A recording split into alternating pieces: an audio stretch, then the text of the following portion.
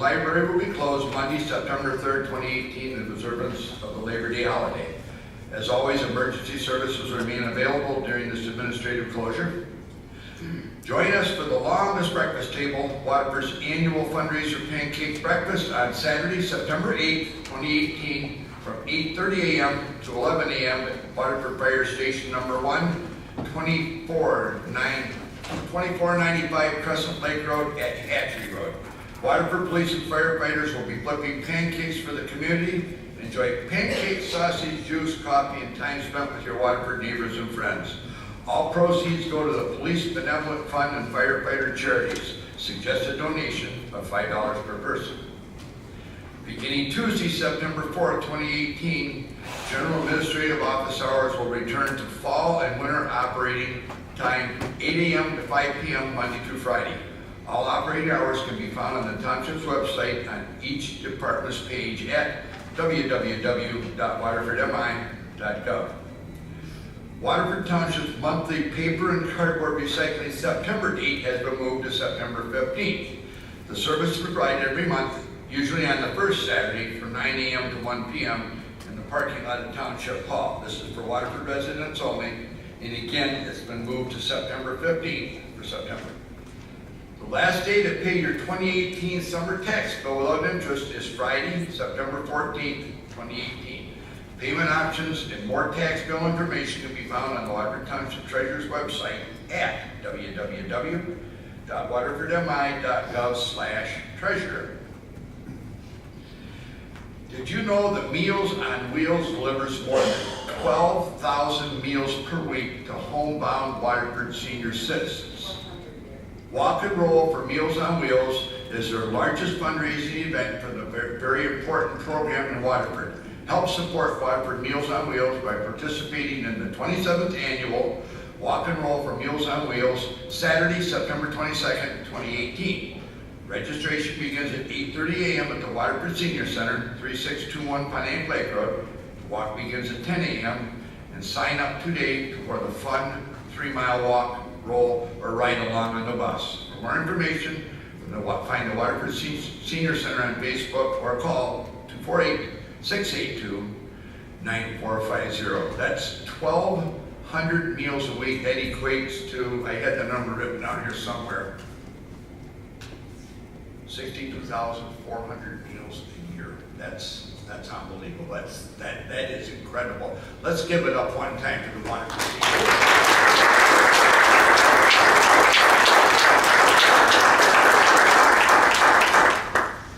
Phenomenal.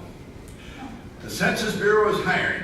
The U.S. Census Bureau is hiring field representatives in your area, and we're asking you for help. The Census Bureau conducts more than 130 surveys every year. Our ability to conduct continuous surveys, other than the once-a-decade population count, depends on survey takers in the field, and our regional offices are hiring these workers. Even though we are gearing up to hire workers for the 2020 census, we still need field representatives for our other ongoing surveys. This is where you can help. Encourage members of your community to be part of our team.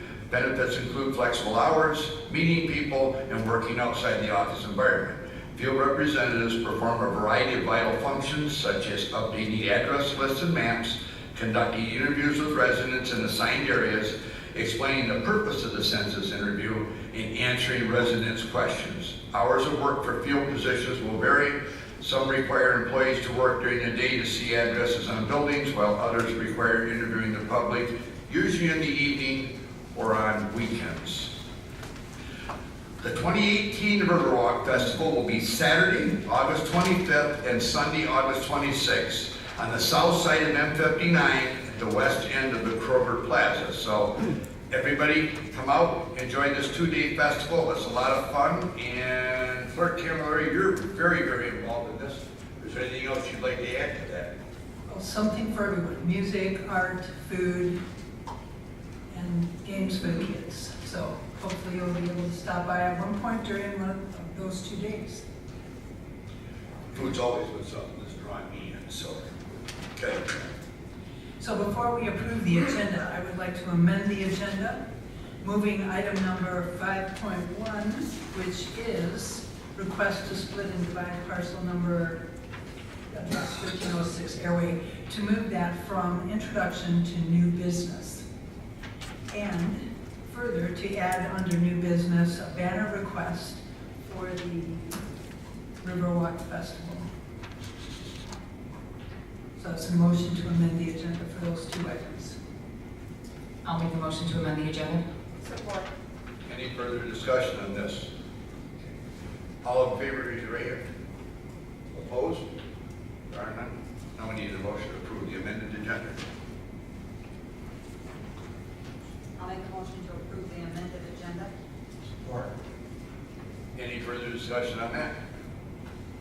All in favor, raise your right hand. Opposed? There are none. Okay. Next up is the consent agenda. Is there anything on the consent agenda anybody'd like removed prior to me reading it? I have a correction in the minutes. So we'll remove it from the consent agenda. We'll make that the first item after the consent agenda. Okay. August 13, 2018 bill payment. District Court's July 2018 report. Fire Department's July 2018 report. Police Department's second quarter 2018 reports. Appointment of Steve McCready to the Hess Hathaway Advisory Committee. Parade walk request, Waterford Senior Center. Banner request, Waterford Senior Center. Banner request, Light Point Christian Church. I'll make the motion to approve the consent agenda. Support. Any further discussion on that? All in favor, no, this is bill payment, so it's a roll call vote. Birch. Yes. Frasca. Yes. Thomas. Yes. Camilleri. Yes. Wong. Yes. Joliet. Yes. Bartola. Yes. So the next one will be the minutes. Yep. Okay, July 23rd, 2018 meeting minutes. Minor correction on a date in the section of the board liaison report. The harvest happening here down Hess Hathaway Park is October 7th, not August 7th. I can't hear. That's good, because it wasn't complete. So Catcher. I don't think somebody. And I think no provisions. Sure, it's just a correction under the section of the board liaison reports, which involve the Harvest Happening Festival at Hess Hathaway Park. It was listed in our minutes as happening on August 7th. It actually is October 7th of this year. So I will make a motion to approve the minutes as corrected. Support.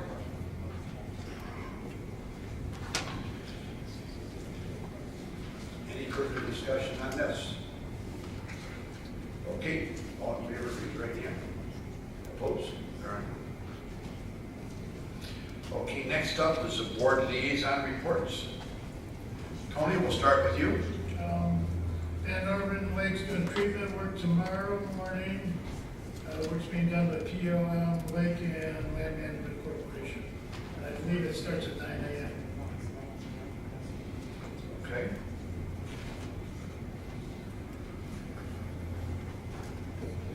That's it. I have nothing to report. Okay. Nothing to report. Bingo, nothing to report. Nothing to report. Nothing to report. Nothing to report. At this point, perhaps, if Mr. McCready would like to step up, we can swear him in as his. Sure. Hess Hathaway. Mr. McCready, front and center? Well, kind of front, offset to the side, actually.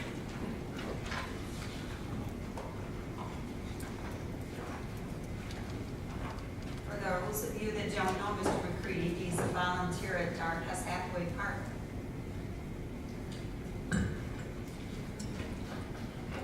Raise your right hand and repeat after me.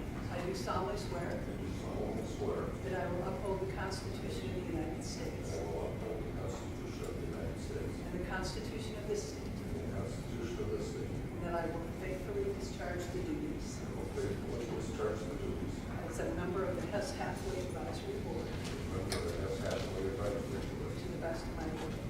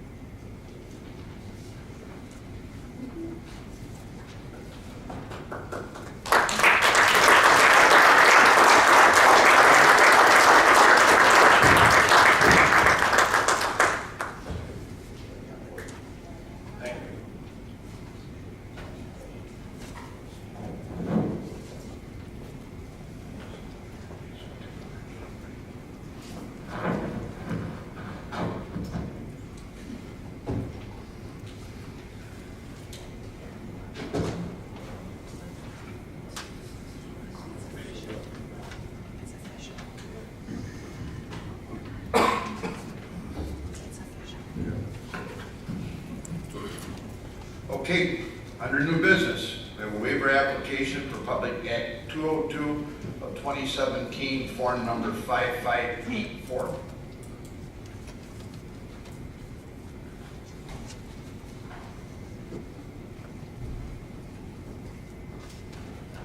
I'll make a motion to approve. Let's see, I had some verbiage here that I was going to use.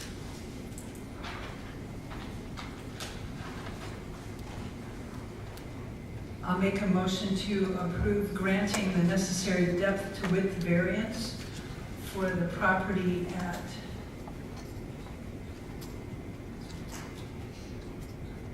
we are. Okay, sorry, I rescind that, that's the wrong item. Just Gary, can you read this?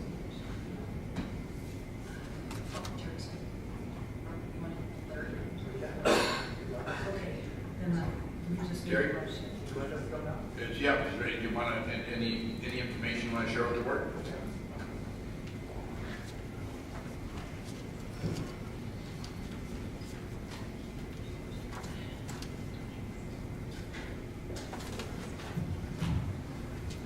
Good evening. Okay, so what we have before you is a waiver application for Public Act 202 from 2017, that's when that was passed. Genesis of that act was to look at both the pension systems and retiree health care funding statuses for all the municipalities. So as the memo states, in Waterford's case, well, the first step, we can kind of back up there. First step is for everybody to submit a form to see where you stand. So Waterford, we have done that. And in our case, pensions are in good shape. We have two pensions. We have a general employees pension and we have a police and fire pension. Both of those are sufficiently funded and in good shape, as the memo lays out there. And then the third system is the retiree health care fund, and that's the one that did not meet the state standard, and that's what this form is about, to look at all the reforms and all the changes and all the things that the board has done. This board and some of the prior boards to try to address that, and to basically let the state look at what we've done and say that's sufficient or that's not sufficient, we'd like to see more. And then if that is the case, if they'd like to see more, then a corrective action plan would have to be undertaken by the board. So what this is, what I'll call this step 2, it's allowing the board authorizing the supervisor to sign this waiver and say, submit it to the state of Michigan Treasury Department. We have to look at our situation, all the attachments here, they're closing the plans, trying to set more money aside, all those types of things. And they would review that, so that's where we're at in the process. It's a multi-step process. What would the response time be from the state on that, do you think? 45 to 60 days? Something like that, a month to 45 days. Okay.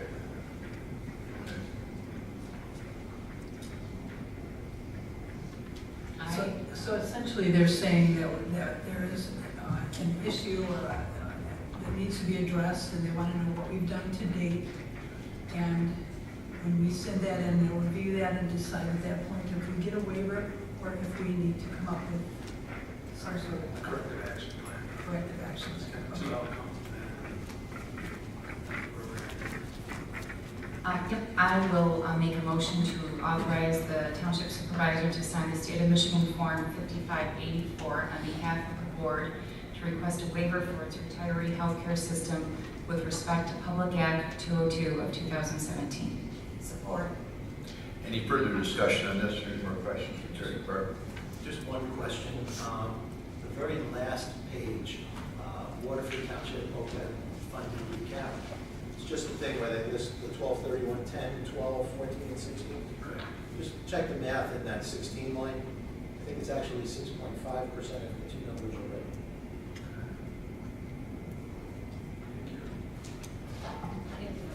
There was a revision to some information.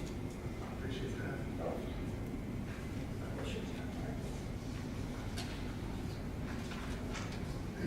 Okay, anybody else? Okay, this is a roll call vote. Thomas. Yes. Birch. Yes. Joliet. Yes. Fresca. Yes. Bartlett. Yes. Wong. Yes? Camilleri. Yes.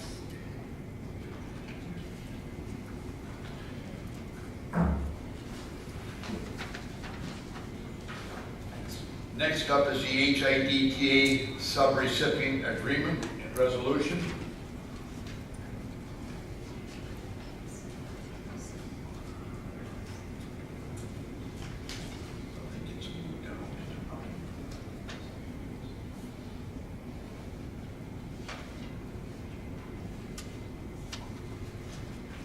So I'll make a motion that we adopt the resolution of participation in the high-intensity drug trafficking area subrecipient agreement between Oakland County and the Township of Support.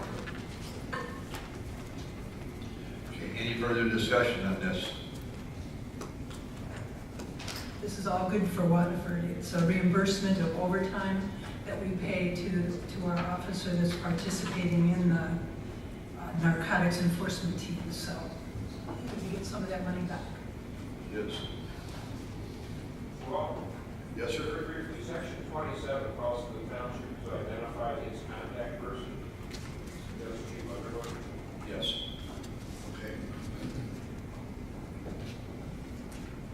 Does that have to be part of the motion? Was that your? Want to do it formally, you would add the Chief Underwood identified in section 27 as the township contact person at the end of the first resolved paragraph of the resolution.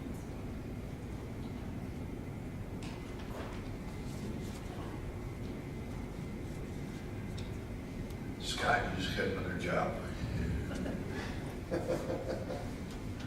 I'm sorry, would you say that? You have to have a resolution that says now therefore be it resolved. That's the first resolved paragraph after the 2018 fourth line, add the Chief Underwood identified in section 27 as the township's contact person.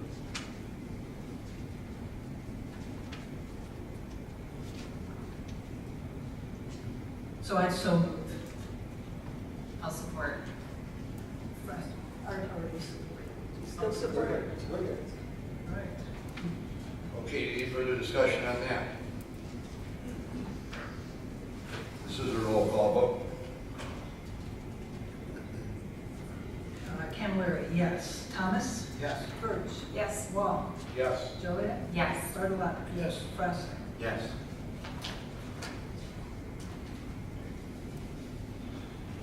Next up, we have to approve the language for the November 6, 2018 general election ballot proposal to authorize issuance of bonds for a new community center. I'll make a motion to approve the language for the November 6, 2018 general election ballot proposal to authorize issuance of bonds for a new community center.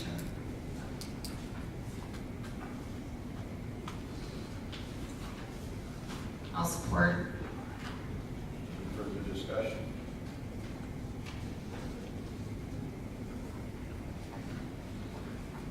Okay, this is a roll call vote. Joliet? Yes. Fresta? Yes. Birch? Yes. Bartolet? No. Camilleri, yes. Thomas? Yes. Wall? Yes. Thank you.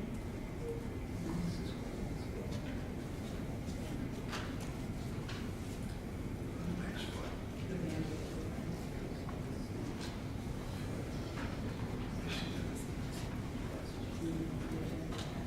Right.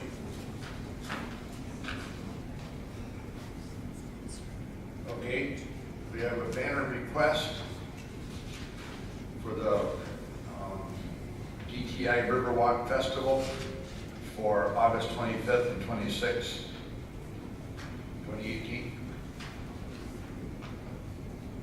I'll make a motion to approve the banner request. Support. Any further discussion?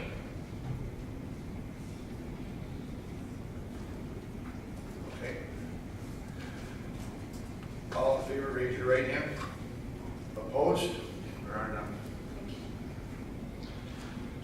Next, we have a request to split/divide parcel ID number 13-20-252-054 1306 Fairway Drive. So I will make a motion to approve granting the necessary depth to width variance for the lot split and division for 1306 Airway Drive. Support. This is going to hold 7 new homes. Did you get my message earlier today, Larry? Yes, I did. Yeah, that was interesting, thank you. It was interesting. Any further questions on this? There's some nice sized lots there.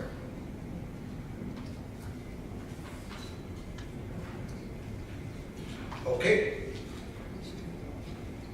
Yes. Roll call vote. Birch, Yes. Joliet, Yes. Bartolotti, Yes. Wong, Yes. Frasca, Yes. Camilleri, yes. Thomas? Yes.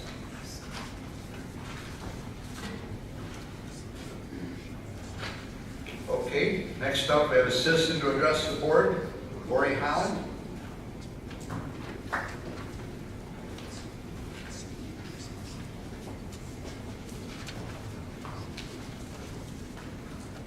Good evening. As you just heard, my name is Lori Holland. I was born and raised in Great Plains. A lot of people don't know what Great Plains is, but and I worked in Waterford and I am retired.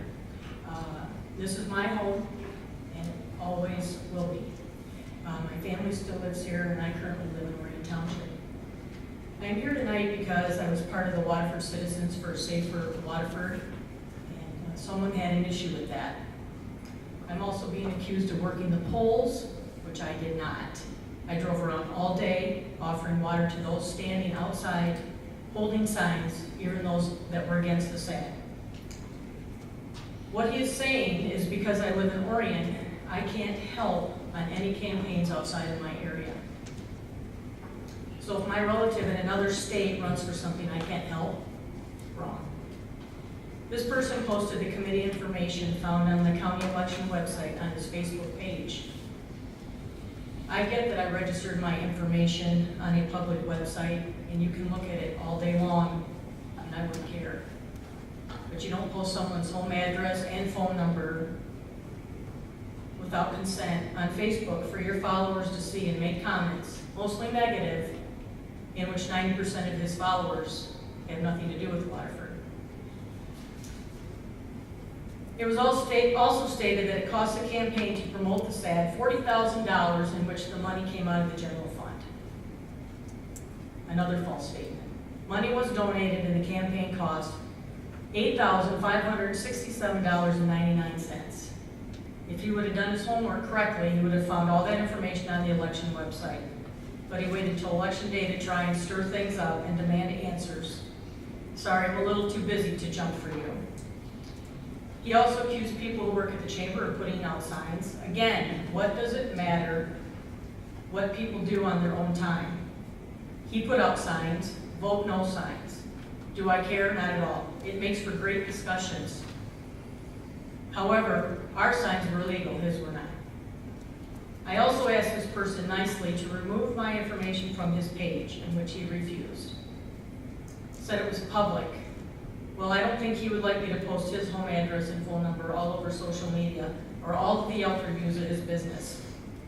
I don't like to pay taxes any more than the rest of you. But I'll tell you, one time meeting the police or fire for a life or death situation, there's no amount of money to put a price on that. Sorry.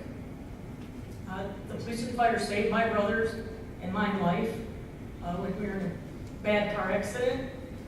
And a few years ago, saved my stepdad's life, who was suffering a stroke, and they got him into the hospital in time where he has minimal damage. You'll notice I don't mention this person's name tonight.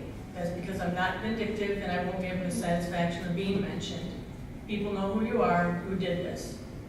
I'm passionate about where I grew up, and I always will be. Thank you for listening tonight. I appreciate the time. And if anybody has any questions reference the elections, they'll have to direct them to the board. Thank you. Thank you, Brian.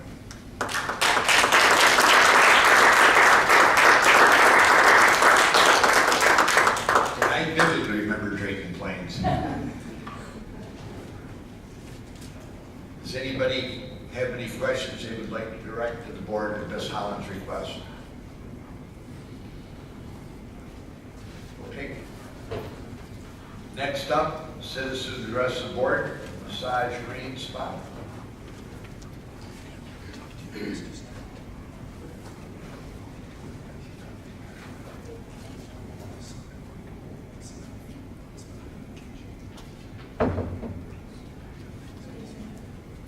My name is Norma Voss, and I am a co-owner of 4 massage room spas, and one of them is in Waterford. So recently, we were just looking in the news and seeing there was a lot of issues with some massage spas in the area. So that triggered me to look for our business license, right? So I had my brother also works with me, and he couldn't find it anywhere. So I called the clerk's office, and she sent me the application. And apparently, this business has never had a business license with Waterford.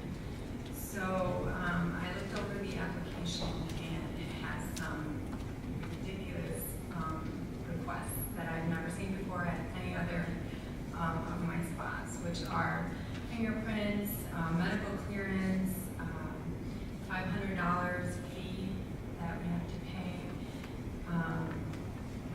So with massage therapists, when they go get licensed by the state, they do get fingerprinted, and they do run a criminal history on them in order to get licensed. So when they come to us, they're already licensed and cleared by the state. We also do run a criminal background check from our company. So I just don't know how I would even get my therapist to a medical office and get them tested for anything. I just don't feel like this application is going to do, I don't know what you guys are trying to accomplish with this application, and that's my question. So compared to all the other applications that I have submitted to other cities, none of them had any of these requests on them. So I just don't understand it. Okay, some of the other municipalities in which you have spas, and what are some of their requests? They literally just have me fill out my basic information. I send them a license, a copy of their license, and basically that's it. And I pay the fee. The highest fee that I had was in Novi, and it was $250, but they actually dropped it this year to $75. So that's the highest that I've paid. So in a massage green spa, we have over 20 spas in the Metro Detroit area. So I want to stay in business. I have one in Clarkson. Clarkson doesn't even require us to have a business license in there, in that city. So I just don't want to be closed down for applications. Well, this is for the township ordinance. Right. So, yeah, like I said, you want to make a request to come before us, you can do it tonight. We can review the township ordinance, but I can't guarantee we're going to change anything. And as of now, those are the rules and regulations of that ordinance. I don't really understand how this works. It's my first time coming into the city hall on that, but what I'm saying is that I can provide their photo ID, I can provide their license, I can provide a criminal background check that we ran. I just don't think I can provide medical documents for each of my therapists. And get them re-fingerprinted and take them to the police station and get them fingerprinted. Like, I just feel like they're already doing that when they get licensed. I don't see the need to do it again. They would not give them their license if they had some kind of criminal background. And let me tell you that I've had people come in as clear as a white piece of paper, and they had no criminal issues, nothing, and they were bad people. So really, I can't, even if I fingerprinted someone that is clear, I'm not gonna guarantee that they're not gonna do anything, that they're not gonna break the law. Do you see what I'm saying? So before they even get licensed by the state, by law, I will not give them their license unless they're cleared with their criminal background check. And then we also do another criminal background check, so I can submit that as well. So Well, that would meet the township ordinance's requirements then. Apparently, it is not an unreasonable thing to request these. If the state is requesting it and you are requesting it, we want it too.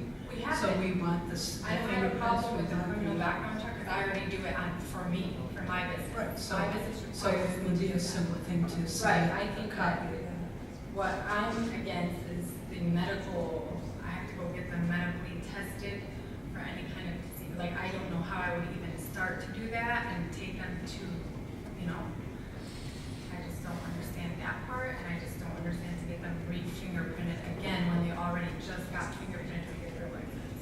They'd say, how about you forward the information you already have to Waterford Township? The license, they don't send me the fingerprints with their license, so when, Our police department will fingerprint them at no Free. charge. Yeah. so I'm good with that, then I can get them from over here, but how about the medical? Clearance?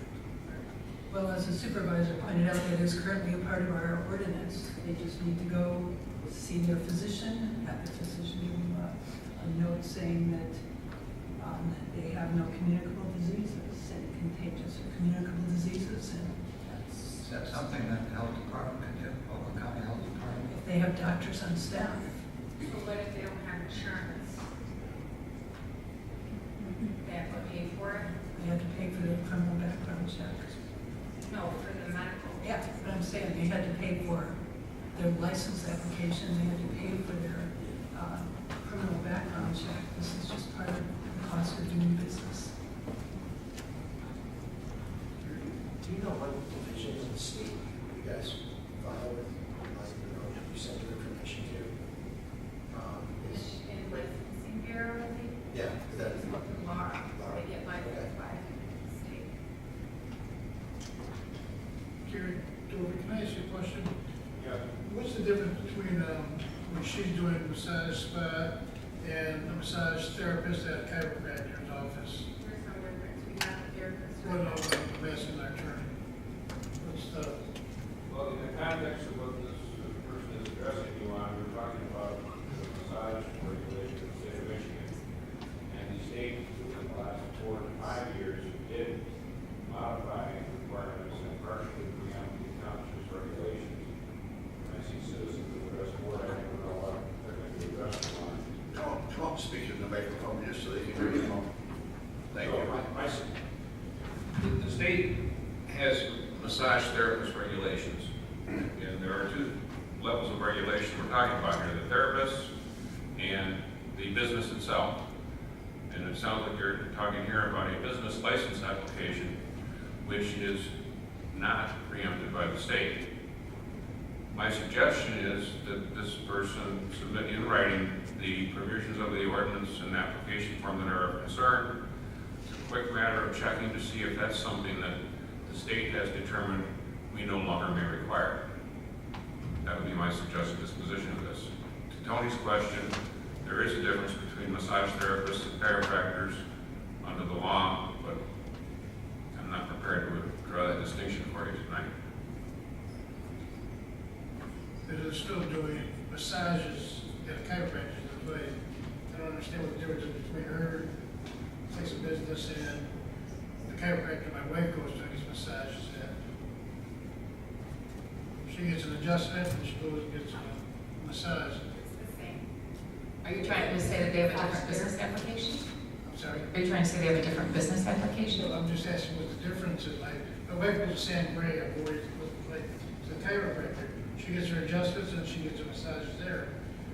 What, I'm asking what the difference, why does she, the chiropractor's office, do they gotta go get the health card? Do they have to do all that fingerprint and everything? Absolutely, they have to be licensed in Michigan in order to do any They kind gotta of be massage therapy. licensed in the state of Michigan, but not the township of Waterford Township. And Tony, if you read the ordinance, there's a series of exemptions in the ordinance.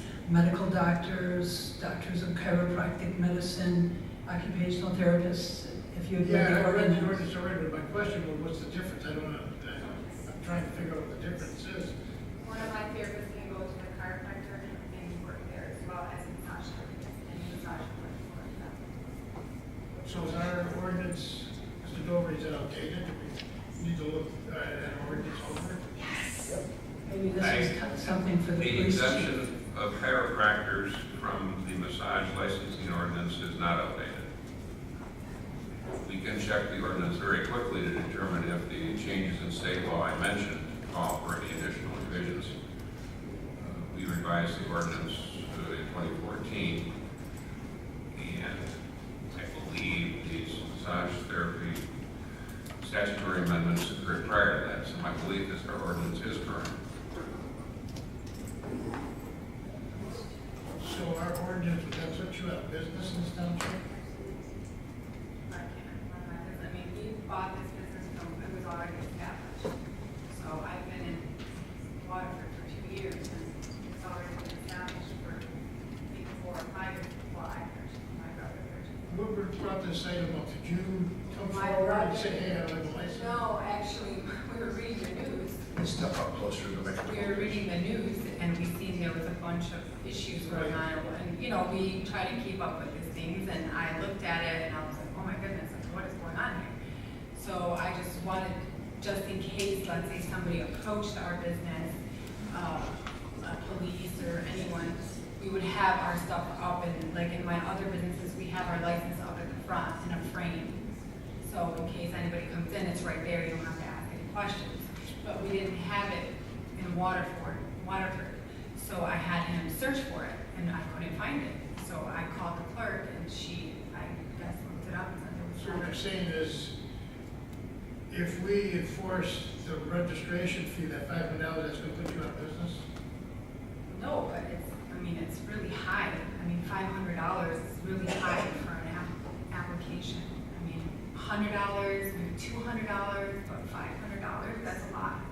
It will affect my, of course, I didn't plan on spending $500. Derek, should you come to the board and ask for a hardship and reduce the cost of the registration fee? Your ordinance and fee resolution provide a procedure for someone to ask for relief.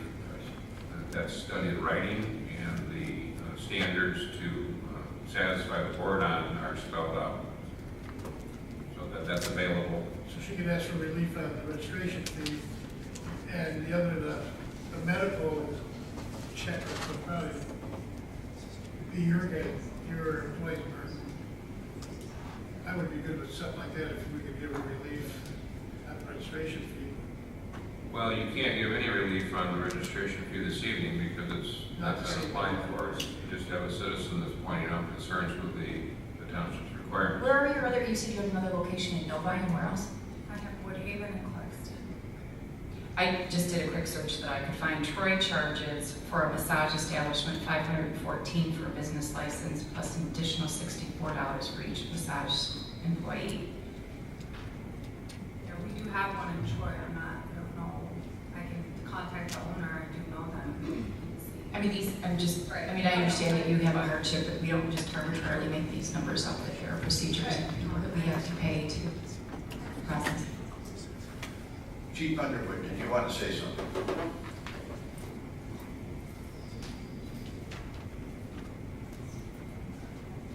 I think this subject comes as a result of some recent activity that we've had with massage parlors here in the township. Our intent is not to put legitimate business people out of business. The ordinance does provide for medical doctors, chiropractic doctors, businesses where massage isn't their primary or only business. Our enforcement efforts are to keep illegitimate businesses out of this township, which recently we've done a very good job at. If you want to make an appointment to come see me, I'll explain that ordinance to you, and we can get a little further in depth into what the requirements are. I don't think that requirement or that ordinance as it's written prevents legitimate businesses from being established or continuing to work here in the township. We identified not just the 3 that were rated recently, but we identified 5. I think it was 5. Correct. I don't know the exact number. I don't have my paper in front of me. I think it was 5 additional businesses that provide a massage service here in the township, but they're not the primary business. They may be chiropractors, they may be hairdressers and other additional activities that actually happen there. Our intent is to keep the establishments like the 3 that we rated out of this township, not only now, but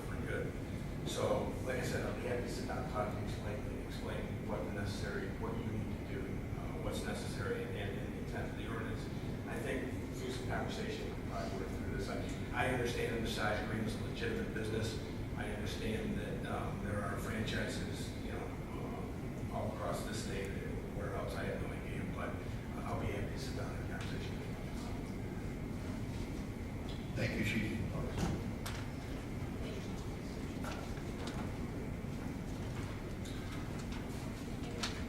Thank you. Okay, we have a citizen address the board. That is Bridget Becker.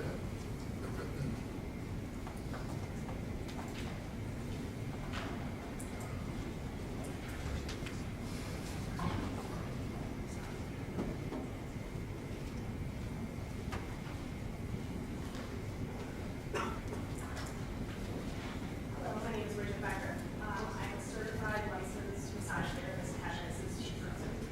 I've been since 2005. I'm here on the same premise that Norma was here as well, but I have and am asking for more information. This is Nicole Lennox. She works with me in my establishment. I do not have a chain location. I'm an independent business owner. I have been since 2011.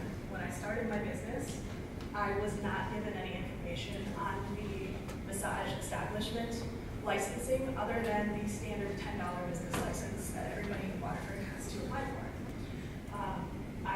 Once we moved, checked into that information again, and still was not given the information about the massage establishment licensing. After the 3 raids of the places in Waterford, which I am thankful is happening because it's been a major problem for me, even personally, I've had to get a new phone number because I can't turn my phone off at night because I also do birth work. So babies call me at 3 o'clock in the morning. They don't wait, So I can't turn off my phone, and I can't stop these people from calling me at 2 a.m. for a massage, right? So I'm thankful that these places are being shut down.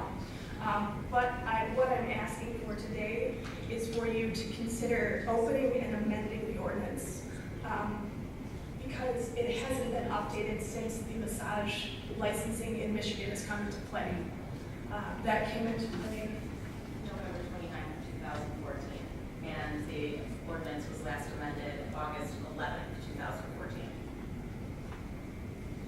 So we have read the ordinance, we understand the ordinance, but we feel that aside from doing what it's meant to do to help keep out the businesses that we obviously don't want here, it's going to be doing things like putting me out of business.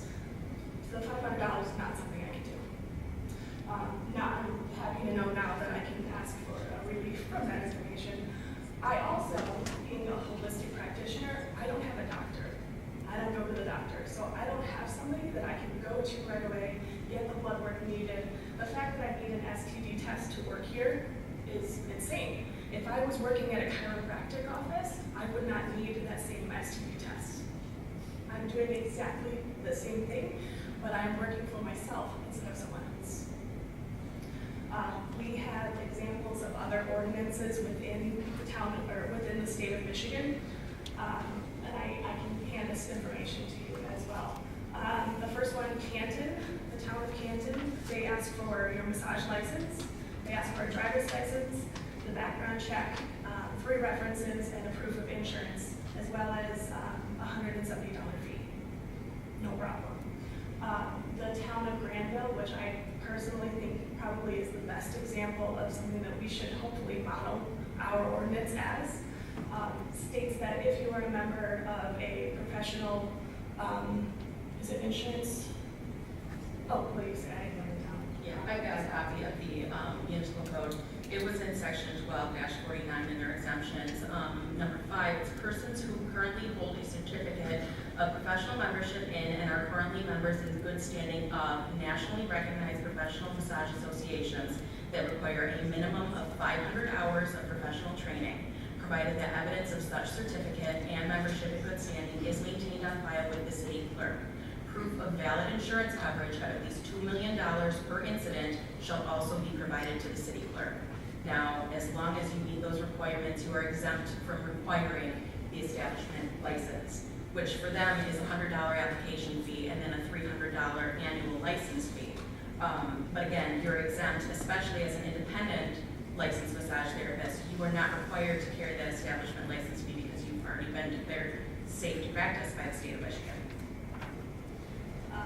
Other examples are Lake Orion Township has a $100 permit for a business, a $20 per individual licensed massage therapist.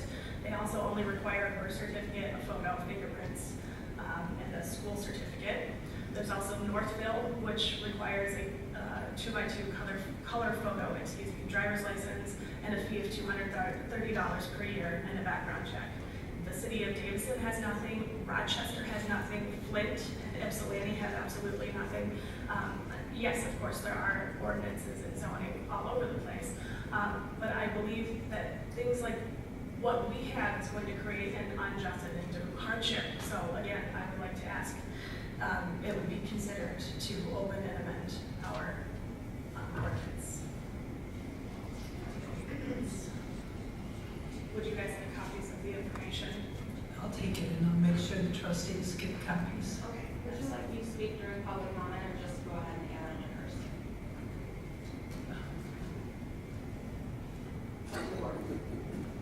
You're up here. Go ahead and speak. Okay. My name is Nicole Lennox. I've been a licensed massage therapist in the state of Michigan since February 2014 when I completed my education at Irene's Massage Institute in Southfield. Since finishing my education program, I volunteered with the Michigan Board of Massage Therapy as a professional member and eventually as the chairperson, and am a current volunteer with the Federation of State Massage Therapy Boards. We are looking at the ordinances in other areas after hearing about everything that's going on in Waterford, and found the city of Granville and their ordinance is very extensive. It's 29 pages long versus the 5-page ordinance we have here in Waterford, and also includes that exemption that I just read previously. As licensure of massage therapists in the state of Michigan already requires background checks and fingerprinting as part of the process.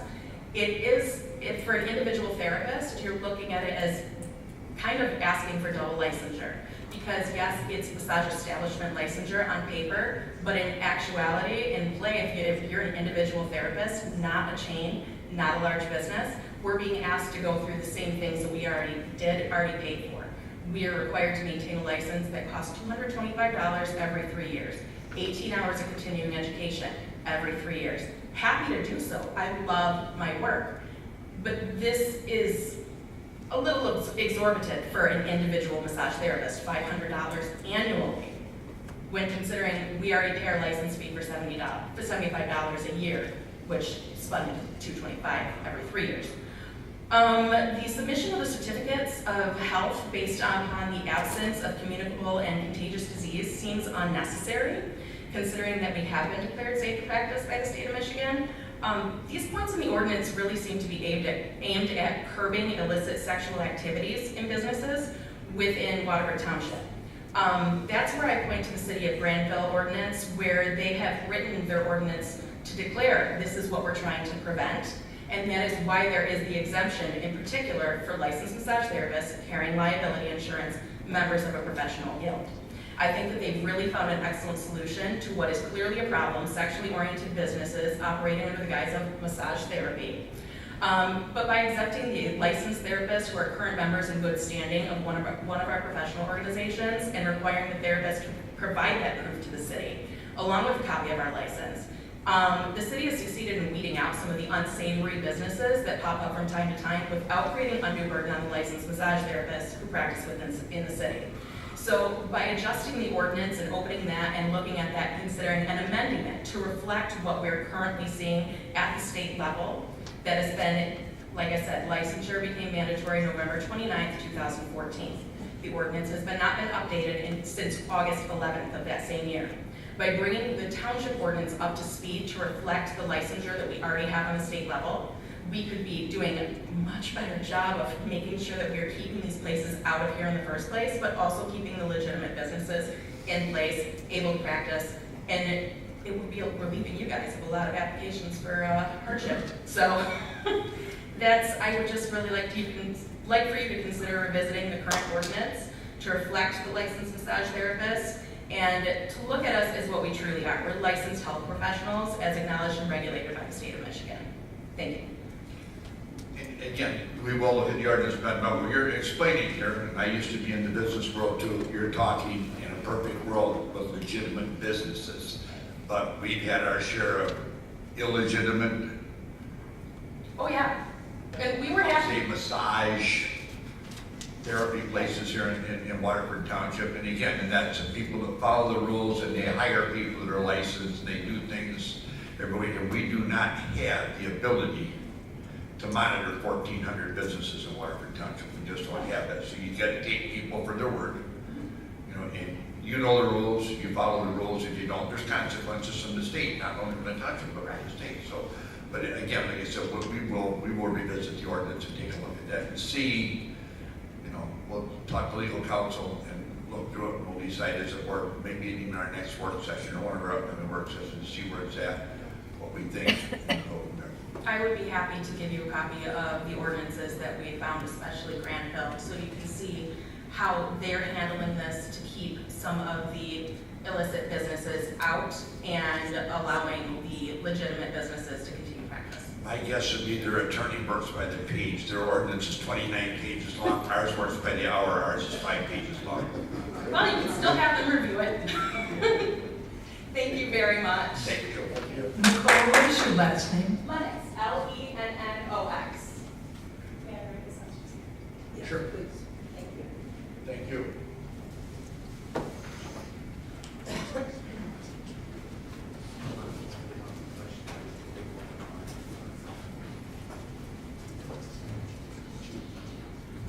Okay, next up we have a citizen to address the board, Kate Easerai.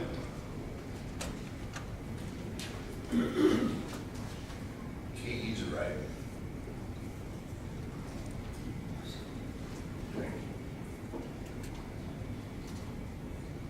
Okay, that brings us to the end of our regular agenda. Is there anybody else in the audience who would like to come up and address the board at this time? Yes, sir. I will notify anybody coming up to speak. You have 3 minutes, so not to put pressure on you, to let you know. Good evening, ladies and gentlemen, and members of the Board of Trustees. My name is Armin Leibowitz. I'm the owner of the former Sears property and current purchaser of the former Summit Lakes Mall. My address is 29355 Northwestern Highway, Southfield, Michigan, Suite 301. I wanted to thank you for permitting me to meet with each of you individually where I presented my vision for the redevelopment of the Summit Mall. I'm not going to reiterate what I have submitted to you, but I would like to make it clear that I do have a legally binding purchase contract with SD Capital, the current owner. My current due diligence deadline is September 5th, and the closing is to take place by September 28th.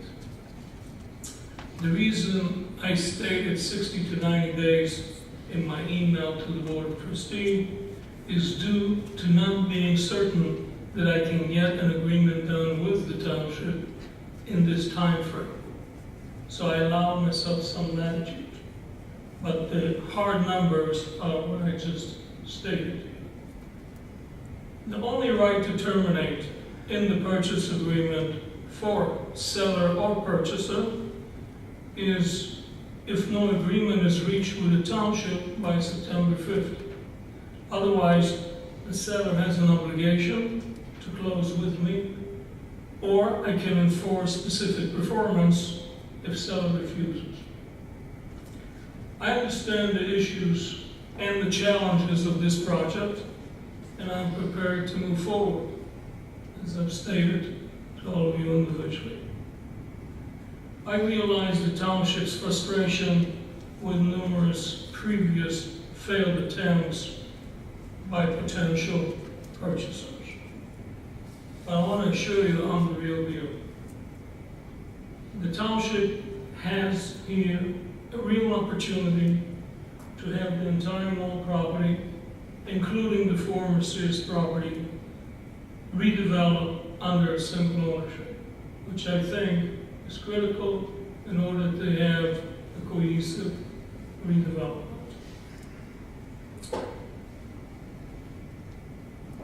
I look forward to working with you to make this redevelopment a success. So it looks to me like the board is holding the key, and I'm ready to move forward.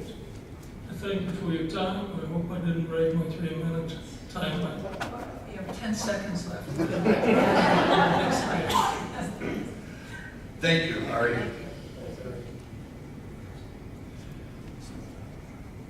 That is good news, buyer for the Summit Place Mall. That is, it's wonderful news.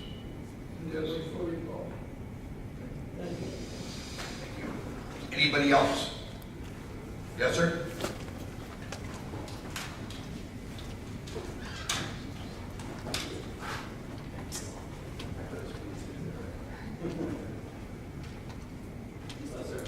Hard act to follow.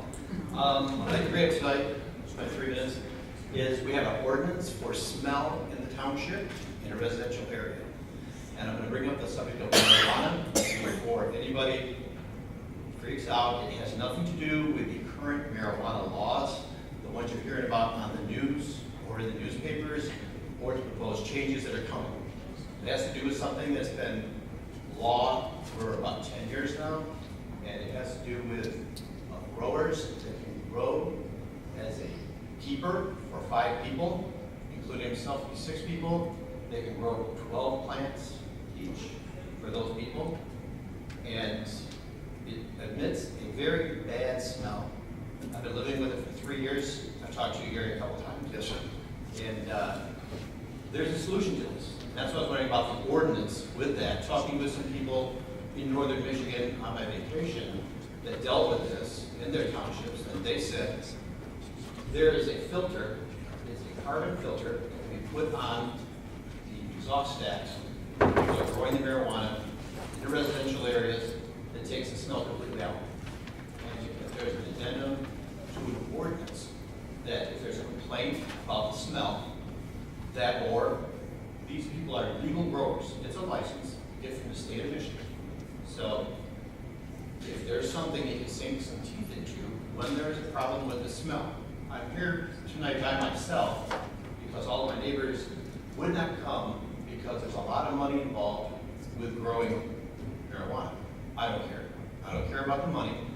I don't care if they smoke it. I don't care what they do with it. But I do care when my son comes over and tells me my granddaughter at school was discussing the skunk smell in Grandpa's backyard. My son being a new teacher at Clarkson called me and said the teacher gave him a courtesy call because they knew each other. So that's how it affects me, and that's why I'm here. Is there a possibility that there could be some kind of addendum to the ordinance for smell for this type of business? The guy keeps up his home. He's a nice guy. I get along with him fine, but the smell is atrocious. I know it's a hard subject to address because of all the current changes. But again, there's a bunch of marijuana laws changing, and this is totally different. Totally different. You have a guy who calls people patients. He has 5 patients. My belief, personal belief, is that it's a commercial business and it shouldn't be in a residential area anyway. That's a whole different discussion. Right now, I'd like to see if there's anything that can be done. We have the attorney here, that he can look into it. That if there were a complaint on that ordinance, that they could possibly make it so they're required to have this carbon filter. Okay. Okay? Thank you, sir. Appreciate it. Okay, is there anybody else come before the board this time? Yes, sir.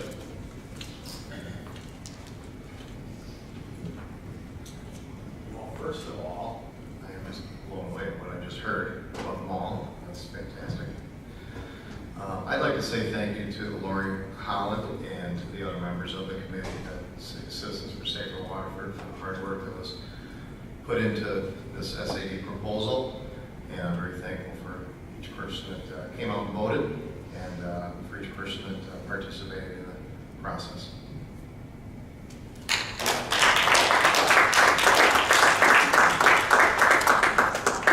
Okay, is there anybody else who'd like to speak for the board? Just anybody else on the board that has anything you'd like to say? I would just like to clarify again, one of the statements that Lori Holland made there. There wasn't $40,000 taken out of the general fund to fund the police and fire SAD. That's an absurd statement to make. And I can't believe that anybody did make that statement. And like I said, I've always prided myself in being an honest person, straightforward. A lot of people don't like that because it's not what they want to hear. But the bottom line is, under my watch, there'll never be a dime come out of the general fund to take care of anything that isn't directly related to Waterford Township business, period. And that's the one thing I found out about this job, is people can say anything they want to say about you. And being elected, you got to sit there and take it. But the bottom line is, I tell you, you can't say anything back, because guess what? You just opened the township for a libel and slander and defamation of character lawsuit. And it's funny how that works, freedom of speech. If you're elected, unless you're the President of the United States, sit your lip. But the bottom line is, like I said, you got to sit there and take it. At this age, my skin's so thick it doesn't bother me anymore. But just to think that people come out and make these stories up about legitimate, hard-working, caring people that are on this board representing this community, and you put your faith in us to do that, it's disturbing that people say that. So, Lori, I appreciate what you did and what you've done. And again, like I said, Drayton Plains, yep, grew up in it. So that's good. It's a great place to be. So, anybody else? Okay.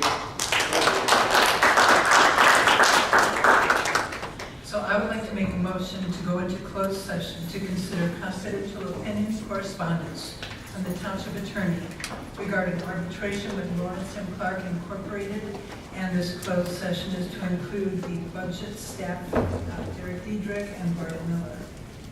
And Mr. Perino. He's saying no. Okay, I thought he was there last time. He's in, including. And including HR director.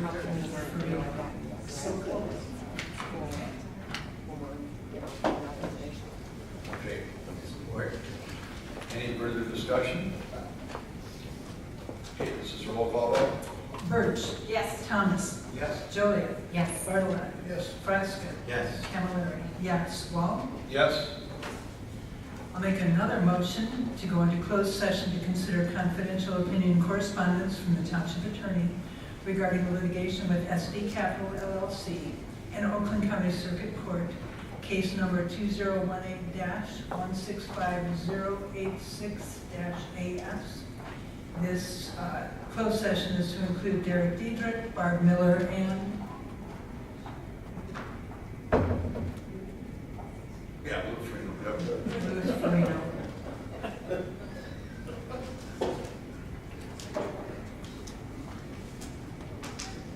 I support.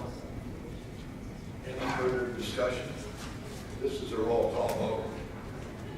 Camilleri. Yes. Wall. Yes. Joliet. Yes. Birch. Yes. Thomas. Yes. Frasca. Yes. Bartlett. Yes. And one last motion to go into closed session to consider confidential opinion correspondence from the township attorney regarding DPW agreements. This closed session is to include Derek Diedrich, Barb Miller, and Lou Farino. Ms. Camilleri, did you consider adding Joe Ashley to that? Yes. And Joe Ashley, okay. DPW director, yes. Okay.